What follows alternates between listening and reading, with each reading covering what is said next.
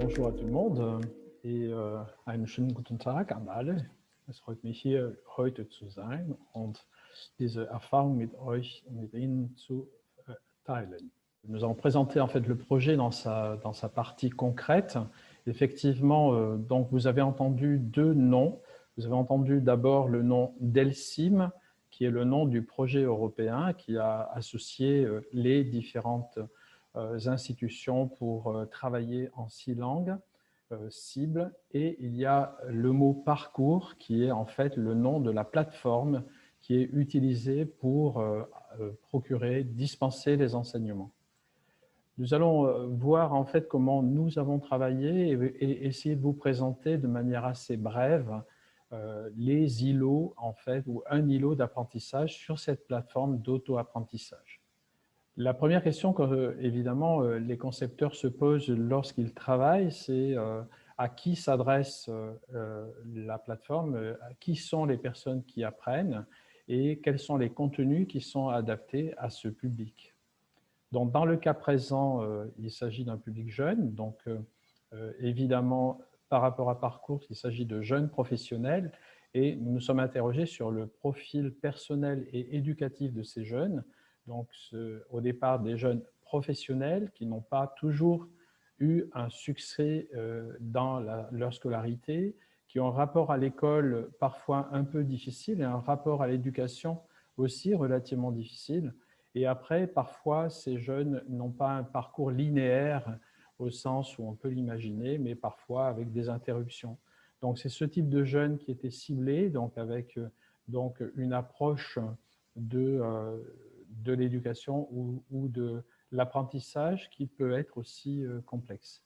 Et puis, deuxième idée, donc il s'agit de travailler pour des jeunes qui vont être en situation professionnelle à l'étranger. Et donc, l'idée de départ, c'était pour les concepteurs de se dire à quelle situation concrète est-ce que le jeune va se trouver confronté par son séjour à l'étranger. Donc, à partir de cette analyse, donc, on a défini les contenus, donc, en se disant que les jeunes qui étaient ciblés n'avaient pas forcément une connaissance très élaborée de la langue cible, et donc tous les contenus devaient être compréhensibles et accessibles dès le niveau européen A2. La question qui s'est posée, c'est dans ce cadre d'une connaissance, on va dire, assez faible ou parcellaire de la langue cible, donc de quels moyens langagiers et aussi culturels le jeune a-t-il besoin pour gérer professionnellement, langagièrement et humainement son séjour. Professionnellement parce qu'il se trouve dans un cadre professionnel, donc ce n'est pas la langue forcément de tous les jours, mais c'est une langue adaptée à la profession et aux situations professionnelles. Langagièrement, c'est quel type de discours, quel type de phrase en fait faut-il produire ou quel type d'intention de parole faut-il réaliser pour avoir du succès dans les relations interpersonnelles à l'intérieur de ce stage. Et enfin, humainement aussi, l'aspect humain était très important, on va y revenir tout à l'heure, dans le sens où on a dit tout à l'heure que les jeunes, une partie des obstacles ou des réticences était la peur même des jeunes de partir à l'étranger, l'appréhension de devoir être confrontés à une langue inconnue ou partiellement inconnue, et en même temps aussi pour les parents, cette même crainte. Et effectivement, le jeune peut être intimidé, en particulier au début de son séjour, par justement cette nouvelle situation, souvent pour certains d'entre eux, le premier séjour éloigné du cercle familial. Donc en fait, ce sont ces trois aspects, l'aspect professionnel, langagier et humain qui ont été considérés. Et enfin, il y a quelles sont les attentes de l'usager, c'est-à-dire à la fois qu'est-ce qu'attend en fait l'apprenant ou ce jeune d'une plateforme d'auto-apprentissage et quelles sont ses représentations donc, par rapport à l'apprentissage. Et donc par rapport à ça, donc, la question des auteurs, des concepteurs et des donneurs d'ordre ici, c'était comment peut-on aider au mieux, concrètement, factuellement, ces jeunes dans cette situation. Cela a donné évidemment accès à un certain nombre de définitions de stratégies d'apprentissage, dont je partage ici avec vous quelques idées. La première idée, c'était d'avoir développé des unités réellement ancrées dans les situations professionnelles de la vie quotidienne que va rencontrer le jeune, et non pas des situations de français général sans connexion avec la situation professionnelle. Une deuxième idée, c'était d'avoir un apprentissage par étapes, donc avec des étapes de rencontres avec des documents de travail, mais qui conduisent toujours à une tâche finale. Ça, c'était important d'avoir une tâche finale qui réunisse aussi les différents participants et une organisation des étapes qui soit identique pour tous les modules afin d'avoir une structure reconnaissable immédiatement par le jeune de façon à sécuriser aussi son parcours. L'autre idée simple, c'est un contact avec la langue cible basé sur des documents authentiques multimédia issus du milieu professionnel ciblé, c'est-à-dire qu'il y a donc une grande diversité de documents, des vidéos, des enregistrements sonores, des documents écrits. Si je pense à la gastronomie, je vais avoir par exemple le menu, bien sûr. Donc voilà, une grande diversité de documents d'origine professionnelle. Et également, nous avons créé des documents dits semi-authentiques. Je prends une situation très simple. Lorsque je suis dans un restaurant, il y a beaucoup de bruit, d'ambiance, et donc parfois il est difficile de comprendre ce qui est dit. Donc l'enregistrement authentique ici n'est pas adéquat. Donc dans ce cadre-là, pour faciliter, on commence effectivement par créer un document semi-authentique, c'est-à-dire on part d'une conversation réelle, mais réenregistrée de façon à être compréhensible. L'idée, c'est d'avoir pas simplement un cours ou une interaction entre une machine et des humains, mais ici, il a été apporté une grande importance à l'accompagnement humain. Je parlais tout à l'heure de cet aspect humain. L'aspect humain, c'est l'inquiétude face à l'apprentissage, c'est l'inquiétude face au voyage, c'est aussi la possibilité de décrocher très rapidement du parcours d'apprentissage. Et là, effectivement, dans le cadre de ce programme, il a été mis en place un accompagnement humain très proche qui est donc formalisé par le tutorat et la communauté d'apprenants. C'est-à-dire, d'une part, il y a un soutien par les tuteurs et d'autre part, on l'a souligné déjà plusieurs fois, il est créé une véritable communauté d'apprenants, des personnes qui travaillent sur la plateforme et ainsi qui s'entraident.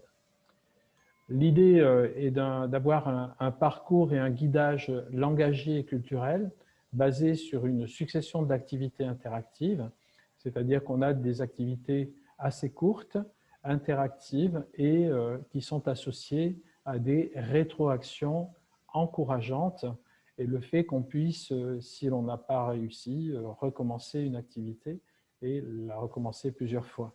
Et puis, pour faciliter une forme de synthétisation des connaissances, une sécurisation des contenus, donc il y a également des mémos assez courts, des mémos qui ont un caractère grammatical ou lexical ou encore culturel spécifique donc à la situation que le jeune va rencontrer.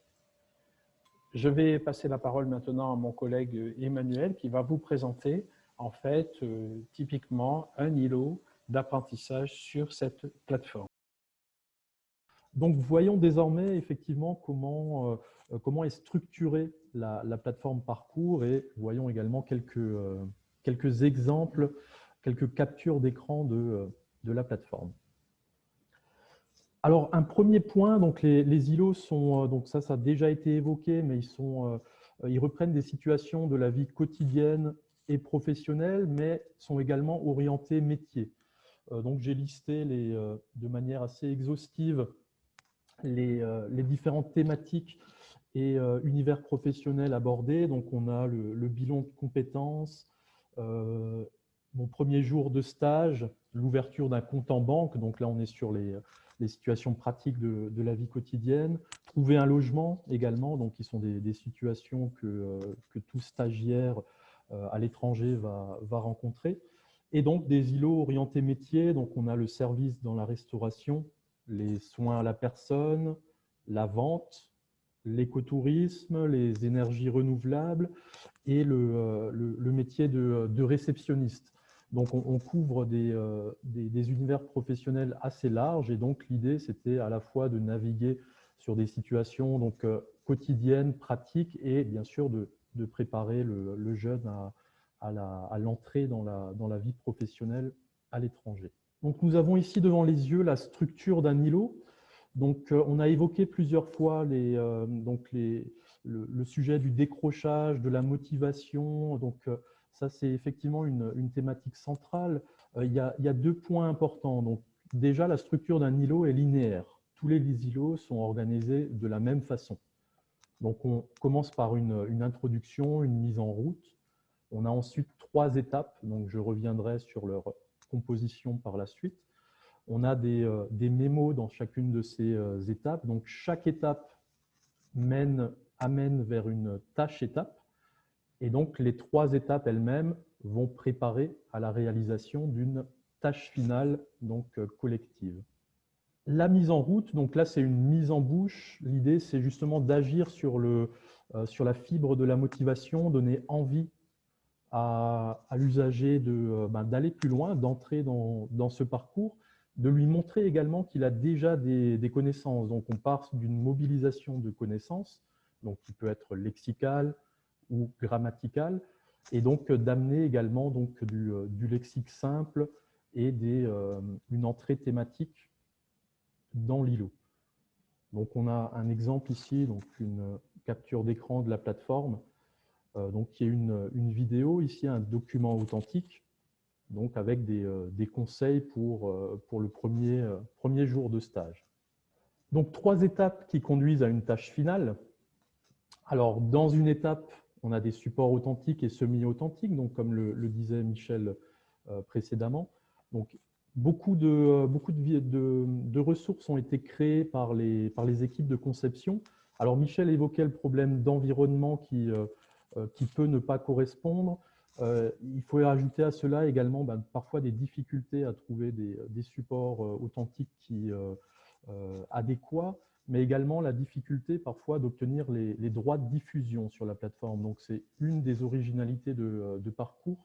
Tous les médias sont intégrés à la plateforme, donc l'usager ne sort pas de l'îlot, donc ce qui nécessitait de la négociation de droits un petit peu spécifiques que nous n'avons pas toujours obtenus. Donc on navigue entre support authentique et semi-authentique. Des exercices interactifs, donc courts, ça c'est important parce que donc on se place dans un design de micro-learning, de micro-apprentissage, et là on touche un point essentiel. Donc les activités, les exercices doivent être réalisés assez rapidement, justement pour maintenir un niveau d'engagement élevé et surtout avoir des jalons réguliers. Donc toutes les 5 minutes, donc on peut réaliser un exercice, ça permet déjà d'y consacrer des moments assez variés dans sa journée, de ne pas avoir besoin de réserver de longues plages horaires, mais également donc, ça correspond à des nouveaux moyens de consommation des contenus numériques en ligne adaptés au public. On évoquait également les difficultés que peuvent rencontrer les digital natives. Donc, j'ai en tête un article du Temps publié en Suisse pendant le confinement qui évoquait justement la grande surprise des enseignants quant au manque de compétences numériques des adolescents. Donc, envoyer des mails sans objet, sans pièces jointes, etc. Donc, c'était assez courant, alors que pour nous, ça peut, dans le monde professionnel, ça peut sembler assez banal. Donc, il y a également cette sécurisation numérique qui est amenée par la plateforme, notamment le système de tutorat et surtout la structure linéaire, donc qui sécurise l'utilisateur. Des exemples de mémos, donc ici un mémo culture, un mémo grammaire, donc ça ce sont des documents PDF que peuvent récupérer les usagers, donc ça c'est important de pouvoir travailler en dehors de la plateforme également. Je repasse juste la parole pour la conclusion. Juste un petit commentaire sur la tâche finale, donc qui réunit le tuteur, mais aussi plusieurs participants au cours. ce qui fait encore une fois, ce qui a pour objectif quand même encore de conforter cette communauté d'apprenants. Quelques mots en conclusion, dire que pour nous, il y a d'abord de la perspective des auteurs et des concepteurs, donc une volonté d'empathie avec l'ensemble des usagers finaux, c'est-à-dire en fait se mettre à la place des apprenants, des tuteurs, des institutions partenaires pour justement essayer de répondre au mieux à la question posée, c'est comment améliorer les compétences langagières dans un milieu professionnel pour des jeunes professionnels qui partent en stage à l'étranger. Deuxième élément, c'est la transition par rapport à cette empathie qui est l'effort de médiation conscient pour développer des stratégies adaptées et pour rendre le cours accessible, attractif et efficace. Donc, c'est cette dédication, ce dévouement, disons, aux usagers. Et enfin, il y a un rapport, Anne Jardin annonçait tout à l'heure aussi le fait que les concepteurs, les organismes partenaires avaient eux-mêmes ou elles-mêmes appris beaucoup de choses en travaillant. Et là, c'est vrai, donc acquisition de nouvelles compétences et aussi fierté du travail accompli dans le sens où on a fait des choses qui nous paraissent utiles à la collectivité au-delà de notre propre groupe. Voilà.